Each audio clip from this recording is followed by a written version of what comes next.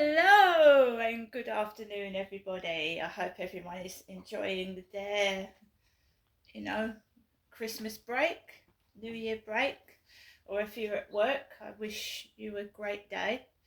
Good afternoon, everybody. It is Sunday, the 29th of December, New Year's Eve on Tuesday.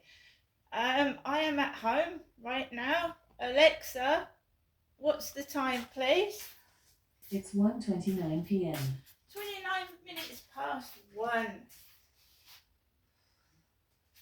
Single woman on my own, getting messages off of TikTok this morning, thick and fast. Hello, beautiful lady. Hello. How are you doing? I had a message from Flirt Finder, and I haven't used that in yonks. And it was an alert. Would I be interested in this person? So I deleted it. And then there were two messages on the 26th of December, Boxing Day. Hello, how are you? I hope you had a lovely Christmas. I did, thank you. I spent it with family, which was far better than being alone at Christmas, like these people wished I was. So good afternoon. This morning I haven't been to the co-op. The only way to lose weight is to eat less. Simple. Eat less. I need to lose weight, and it's not a joke. I've got high cholesterol, and I have eaten nothing but sweets, cakes, mince pies, and it's not good for me. So I am just having a couple of days rest from keep eating. That's all. I'm not short of money. I'll show you. These bullies think that I've got no money, and how much do I want? And then they leave stupid things about the place. It's got to be people that are relatively near me. So I'll show you that I've got some money. Look, if I get money at the end of next week, right? Some money. I've got money in my bank account. I don't know how much because I haven't checked yet, but there's £15 for a start. There's 15 quid. Right? So if I wanted food, I could get it, right? I could get food if I wanted it. I'm trying to lose weight. The only way to lose weight is to eat less. Simple. It's not rocket science. Simple. Been getting through my Christmas book. Do you want a bit of a... I'll read you a chapter, not a chapter, some of this book. Home for Christmas, the Sunday Times bestseller by Heidi Swain. I'm on chapter 3. It's all about fairies. Fairies. This woman makes fairies. I spent the rest of Saturday happily settling back into the house and sorting through potential fabrics, buttons and ribbons for the suddenly imminent workshops. And Sunday thrillingly dawned with the promise of a visit to a home I loved almost as dearly as my own. I had been invited to Winthorpe Hall, the family seat of the Connolly clan. The huge and stunning hall was set in the fenland countryside, and in spite of its size, it still managed to feel cosy, warm, and always welcoming. Most likely because of the wonderful people who lived there. They might not have all been related by blood, but a few of the residents had been drawn to the hall by some seemingly invisible thread and had settled there to form one very happy household. Dear Catherine and Angus, the owners of the hall, both felt like family to me. They had been friends with my grandparents and a part of my life for as long as I could remember. They had also helped when I undertook the house conversion, suggesting an architect and builders, and had been on hand from the moment Mum moved abroad to advise and support me if I ever needed a more mature listening ear or the benefit of their combined wisdom, which on occasion I had. That Sunday I was visiting in a professional capacity, but it didn't make any difference to my reception. I had barely taken a seat at the huge kitchen table before a lunch invitation had been issued, and Tink, no, it's not Stink, Tink, this person is called. No, it's a dog called Tink, sorry. Tink is the dog, not Stink, Tink. Tink had been absorbed into the eclectic doggy gang, which was comprised of a ginormous wolfhound, a minuscule chihuahua, and an average-sized spaniel. It's roast beef and all the trimmings, Dorothy, the hugely talented cook, told me, as she hung my red wool coat on a peg. And you know, I always cook for dozens rather than the actual dozen who are likely to descend, so there'd be more than enough to go around. Right, so that's the book that I got sent off of, I think it was Amazon or eBay, for my date with a Christmas book, because I did think I was going to be on my own for Christmas, and I wasn't, so I'm reading this book bit by bit. Now, when people keep asking me things, they steal things. They go down my Facebook, down my Instagram, down my YouTube, and I'm completely free. I'm not a mug, because I give freely. I like to make people laugh. I like to make people understand that, you know, I've been through shit and I've got through it. So they're not ripping me off. They're ripping themselves off. Because when I finish with them, they are going to be an absolute laughing stock, and they're going to look so cruel and wicked that maybe they will empty their pockets and give me what they owe me, and other people that they've stolen from as well. Thieves. Stealing ideas. What would you like? I would like to have my book published. And I've said that to about 10 of them. They don't help. They just steal and give it to someone else, and they've been doing it for years. So, I've been reading that book. Let's have a look what's on telly this afternoon. I hope it's not me. And I'm not being paid for it.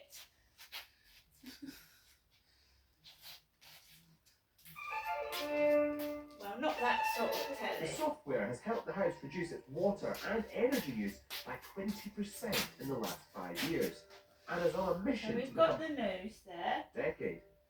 Let's go on to Sky News. Not a channel I really watch a lot.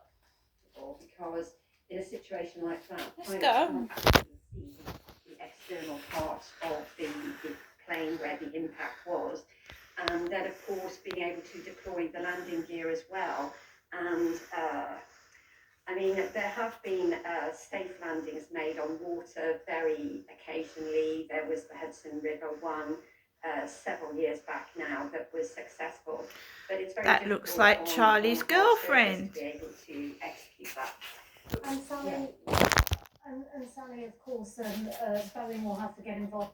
That man that came up to me on the field has a big girlfriend in her 60s with black hair with bits of grey in it.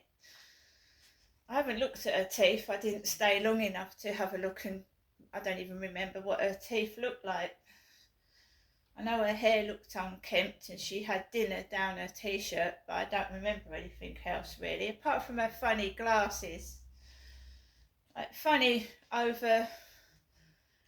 God, who's that guy? Timmy Mallet. Who remembers Timmy Mallet years ago? He wore funny glasses. Well, when I went round to Charlie's flat 2 or 3 times, she was wearing these really, really funny glasses with flowers on them. She reminded me of Timmy Mallet.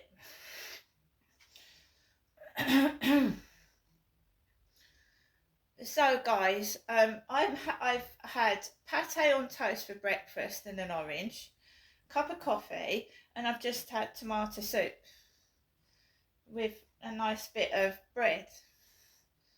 There's nothing wrong with that. I've got money, I've shown you. I just trying to lose weight for my health. And we all know that New Year's Eve, well, it's New Year's Day, everybody wakes up after being up most of the night, and then they have another big roast dinner or something like that. Some families do, you know, a roast. So, you know, I'm just having a couple of days respite from all this food because I'm going to be sick and overweight. So I haven't been speaking. I've been sat down watching telly, playing games. There's a hospital game I've been playing and a hotel game. I keep myself to myself because I don't trust people. And when you look at my life, you'll understand why. Quite happy. And then I just stand up, go over to my tablet, check what's on that. And this kid goes, "Shut up, child. Shut up." And then we get some loud music. You know. And I thought, well, I ain't even speaking. I ain't said a word. So who is the kid telling to shut up?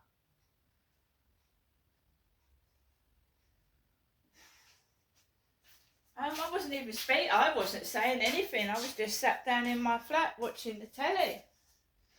And I just got up to look at my tablet and all I heard was, "Shut up!" And then music.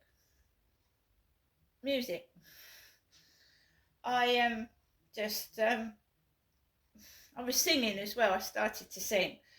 And I've sung a couple of songs that were on Star Maker. I've got a wonderful support on there.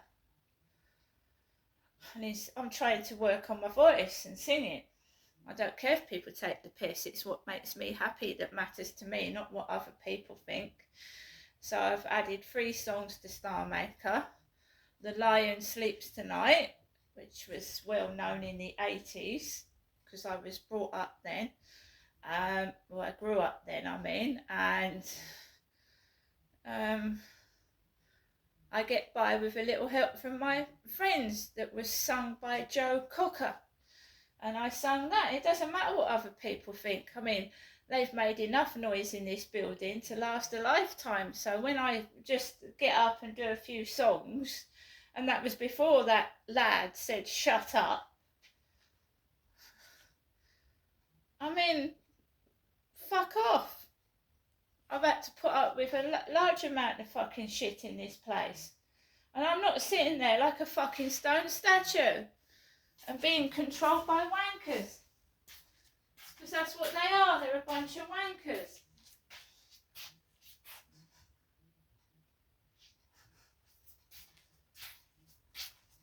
They don't want you to get well known. They don't want anybody to hear your story because not only are they wankers, they're scared they're going to get caught out.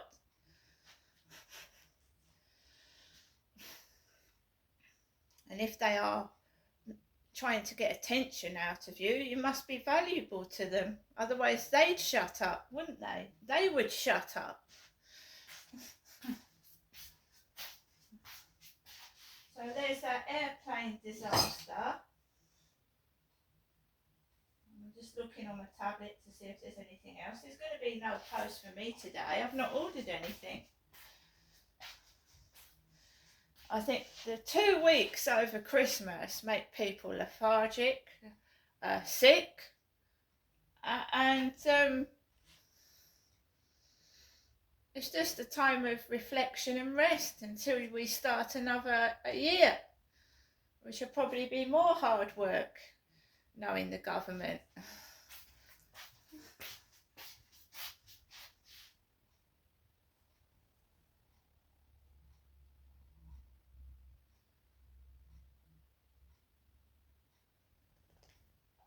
I'll just read you a story that I've been sent on my tablet. Inside Birmingham Tower Block, where people have to be told, "Stop throwing food out of your window." Stop throwing food waste and leftovers out of your windows. This includes dead fish. This is true. Dead fish, bones, meat and melon rinds. That's what I've been sent. From skyscrapers to HS2, get the latest on, but this is Birmingham.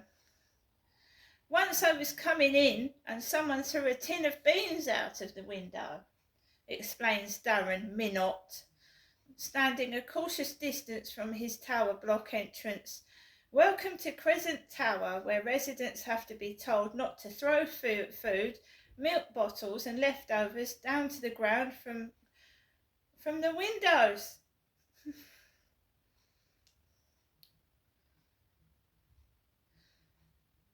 Well, there you go. People are throwing food out of the windows.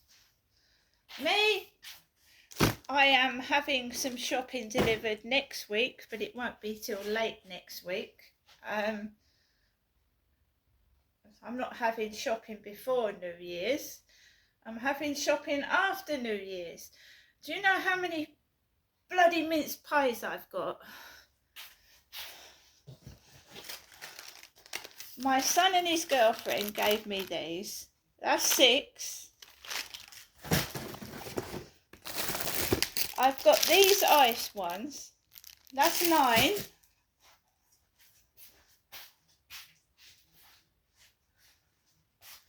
I've got 18 mince pies.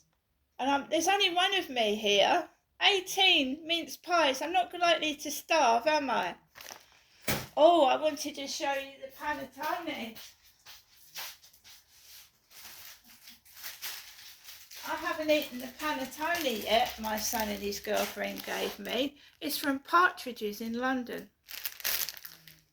£16.95p. Do you think I'm hungry? No, I'm not. I'm lacking on maybe meat and stuff like that. I've got rice. I've got pineapple. Well, I've got food.